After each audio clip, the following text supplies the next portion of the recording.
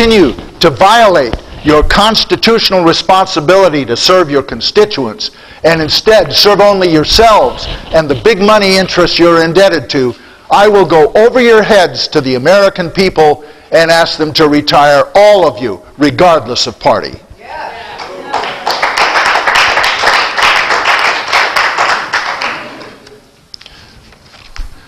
I am instituting a broad series of changes involving electoral reform, starting with paper ballots. I am also asking Congress to quickly pass a constitutional amendment restoring the original meaning of this document.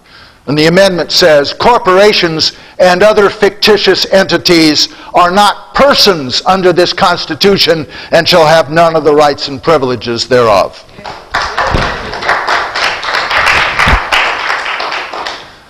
I am also instituting media reform and have ordered the Federal Communications Commission to implement the changes immediately.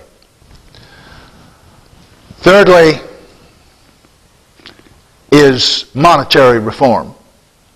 And I ask the Congress to end the debt-based monetary system and to pass legislation abolishing the Federal Reserve.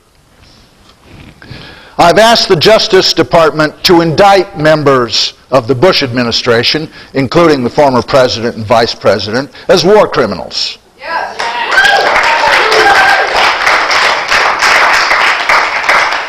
They exploited the 9/11 tragedy to deceive this nation into unnecessary and illegal wars of aggression against Afghanistan and Iraq. They abused their power and violated the Constitution in their oath of office. The evidence of their guilt is absolutely overwhelming.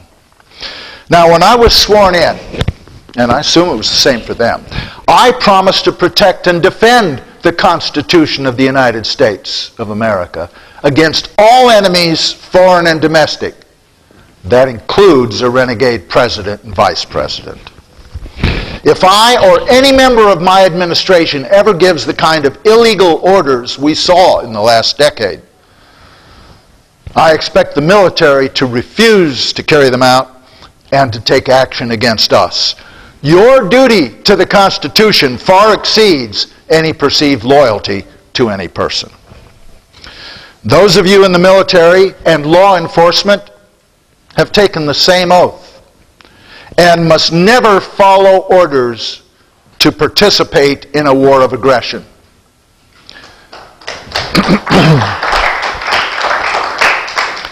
You must never follow orders to disarm, arrest, or incarcerate your fellow Americans who are exercising their constitutional right of dissent.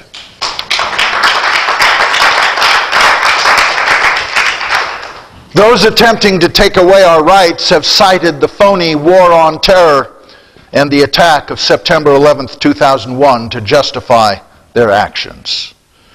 But there is also evidence of a massive cover-up with respect to 9/11 itself. The official 9/11 report, tightly controlled by the Bush White House, amounts to little but a whitewash. The majority of members of the 9/11 Commission and its chief counsel all now say that it is full of lies.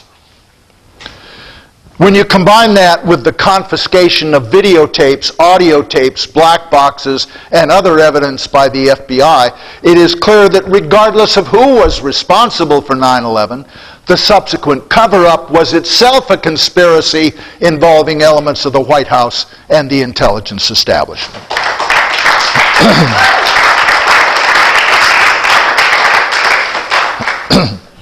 You know, the American people have still not been told who was really responsible for 9/11.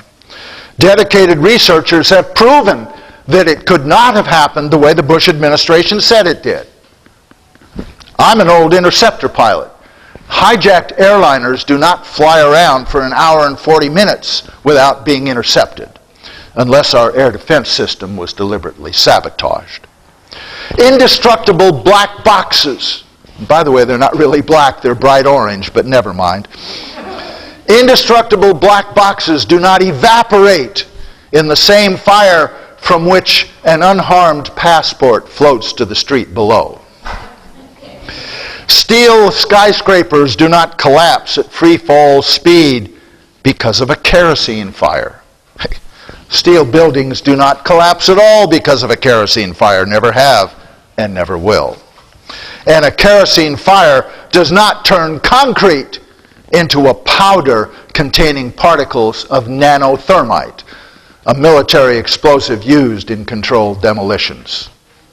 And of course, Building 7 wasn't even struck by an aircraft. The truth about 9/11 is that after 8 years, we still don't know the truth about 9/11, and we should. And so should the families of victims.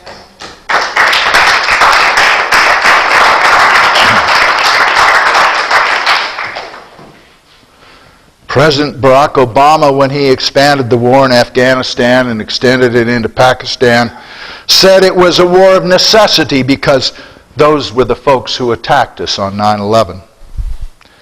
He failed to reverse the erosion of our constitutional rights and to end the threat of martial law.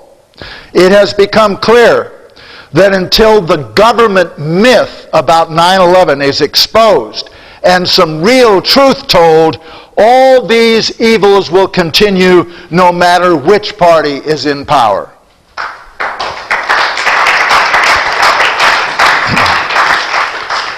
I'm therefore appointing a commission to conduct a new and truly independent investigation of 9/11. This investigation will be co-chaired by David Ray Griffin and Richard Gage and coordinated by my Vice President, Cynthia McKinney.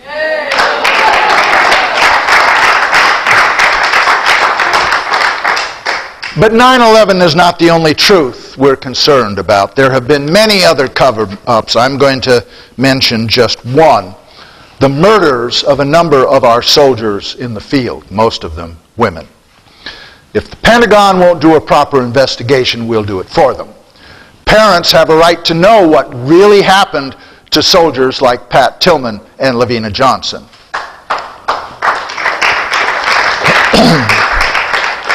Most Americans have heard of Pat Tillman, football star turned war hero turned conscientious objector.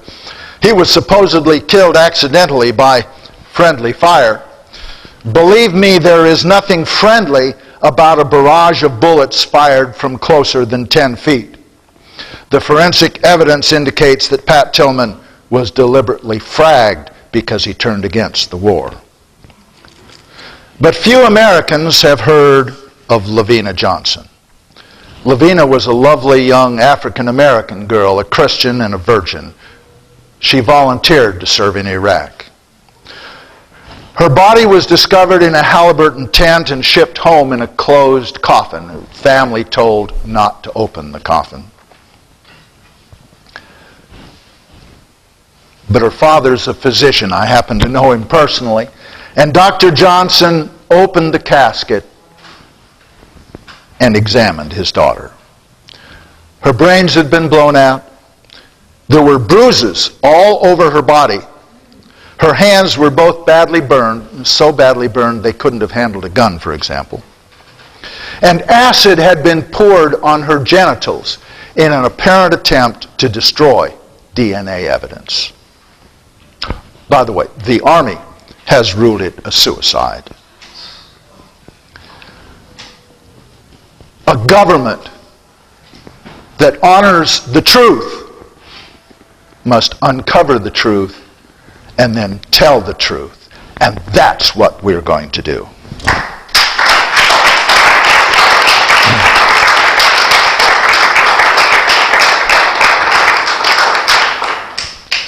Now, we have at times, including I think the last several years, had a government with bad policies, but we're a good people. What we have long needed is a government which reflects the values and goodness of the American people.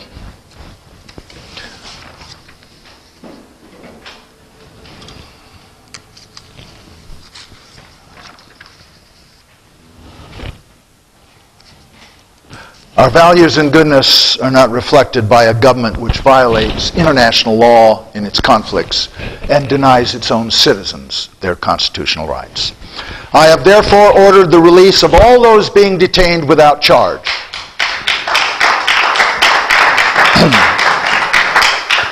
the immediate closure of the prison at Guantanamo Bay. Don't worry, we'll find somewhere else for Cheney and Bush. And the end of the rendition program in which suspects are kidnapped and taken to secret foreign prisons to be tortured. I've pardoned a host of political prisoners, including folks like Leonard Peltier and Mumia Jamal.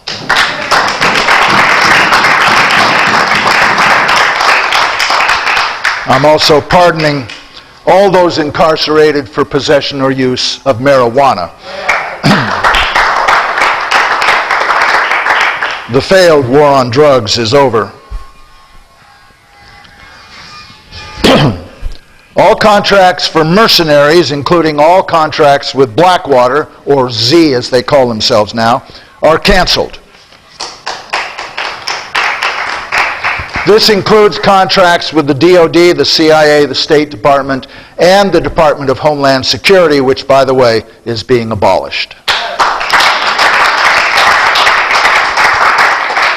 We do not need an agency whose mission is to protect the government from the American people.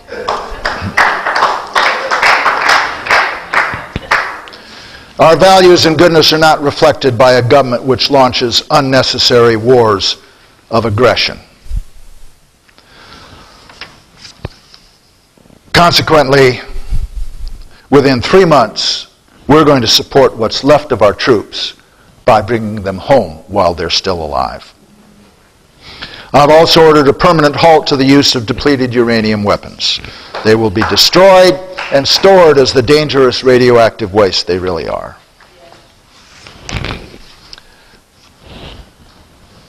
And by the way, we're going to take care of all of our disabled veterans who have suffered from depleted uranium, PTSD, and all the other injuries involved with this war.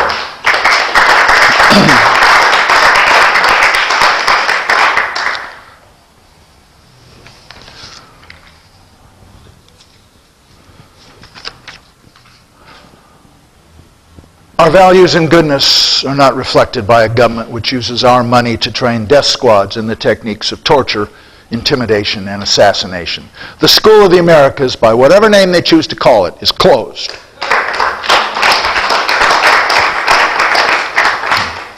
Now, I recognize that we need advance information on the activities of Al-Qaeda and those who wish to do us harm. But our values and goodness are not reflected by, and our security is not enhanced by, an organization that promotes instability, insurrection, tyranny, torture, terrorism, murder, and war around the world in our name and with our money.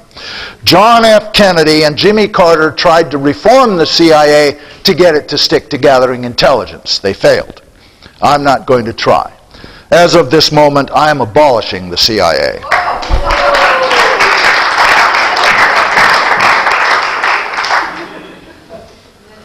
There's some good analysts there, by the way, and we're transferring them to the defense intelligence agencies. All this will be carried out under my new Director of Intelligence, Ray McGovern. Our values and goodness are not reflected by a government which sends its working class youth around the world to kill the sons and daughters of working people in other countries. Our values and goodness are not reflected by sending our children to the Middle East to kill Arabs so the oil companies can profit from selling oil under other people's sand, making us the target of terrorists. No more Iraqs, no more Kosovos, no more El Salvadors. These are not isolated incidents of stupidity. They're part of a long, bloody history of foreign policy being conducted for the financial benefit of the wealthy few. It's a new form of colonialism. It violates our Constitution. It endangers our national security. It mortgages our future. It sacrifices our children. And it will never happen again. We are irreversibly returning to a constitutional foreign and military policy. As President, I will use the men and women in our armed forces to protect our borders and our people. Period. Not the financial interests of Bechtel, Folgers, Chiquita Banana, Exxon, and Halliburton.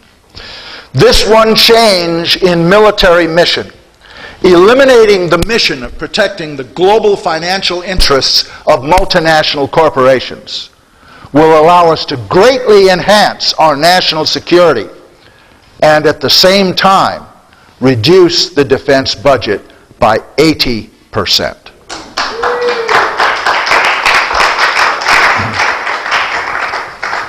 I've ordered the new Secretary of Defense, Admiral William Fallon, to begin an immediate recall of our forces around the world. Think of it, after 64 years, the occupation of Germany and Japan has finally come to an end. Needless to say, there will be no nuclear attack on Iran. My special envoy to the Middle East, Jimmy Carter, will be meeting with them to solve our differences. Once he is finished there, he will straighten out the Israelis and Palestinians.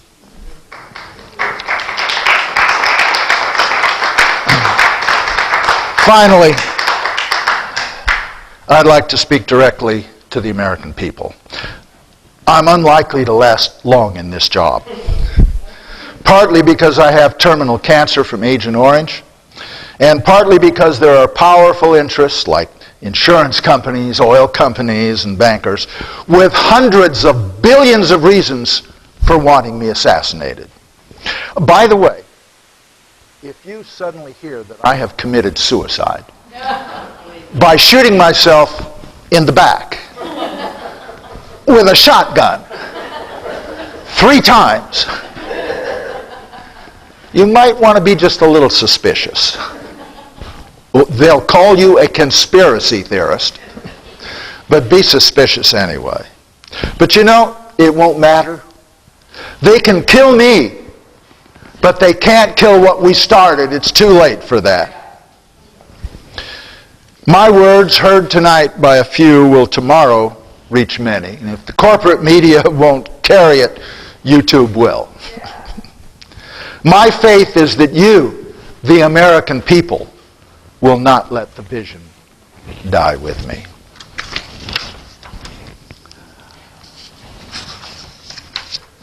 I've seen an America that seeks not to be king of the hill, nor subservient to the World Trade Organization, but to be a responsible, sovereign member of the family of nations, nothing more and nothing less. An America that is free of the threat of terrorism because it is no longer feared and hated, because it no longer does hateful things to people around the world. An America that leads the world not just with military might, but with its vision, its compassion, its democracy, its productivity, its freedom, its standard of living, its care for the global environment, its treatment of its own people, and its goodness. Above all, it's an America at peace with the world and with its own people. That's the kind of America I have seen, the America our people deserve, and the America you can build. I can't do it alone. Each of you must do your part, spread the word, keep the vision alive, drop your own pebbles in the pond, and make some waves. Run for office, especially against the incumbents. Never settle for anything less than a government which follows the Constitution, honors the truth, and serves the people. Now, it matters not if my presidency is real or fanciful. My part is done. It is finished. The rest is in your hands. The future and the vision and the dream itself depend on you. May God sustain you in your struggles and bless America through your actions. And then, free at last of the unwarranted influence of the military-industrial complex Eisenhower warned us of. Free at last of the gross disparities in living standards which have plagued recent decades. Free at last of the ravages of unbridled militarism. Free at last of the creeping fascism of corporate-controlled government. Free at last, we can go forward into a bright new day of democracy, prosperity, security, freedom, and peace. We the people can win. We the people must win. We the people will win. Thank you and good night.